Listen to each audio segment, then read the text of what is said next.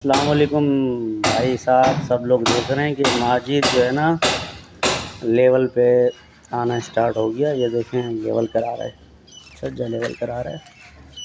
देखें ये चेक करें, 600 ऊपर। अब इसने काम पे तवज्जो देना स्टार्ट कर दी है, तो इंशाल्लाह हाँ माजिद सीख जाएगा ना काम।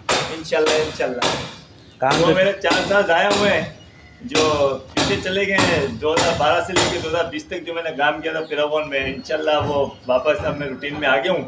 तो इंशाल्लाह अल्लाह पाक खैर करेगा, तो इंशाल्लाह कुछ बन के दिखाएंगे अपने आप को और अपने और तुम्हारे काम पे दिखाएंगे। तवज्जो कौन दे रहा है ज़्यादा, जो तुम्हें फोकस करवा रहा है कि भाई काम हमारे सीख आलम लो? उस्ताद का बड़ा शुक्रगुजार है हम अपने आलम उस्ताद के, जो हमारे को इतना सिखा रहे हैं और हमारे को बच्चों की तरह तरबियत दे रहे हैं और काम का बता रहे हैं कि इस तरीके से सूटों का बता रहे हैं, MM का बता रहे हैं कि इतना इतना इतना, और बाकी इंशाल्लाह अल्लाह पाक बेहतरी करेगा इंशाल्लाह। ठीक।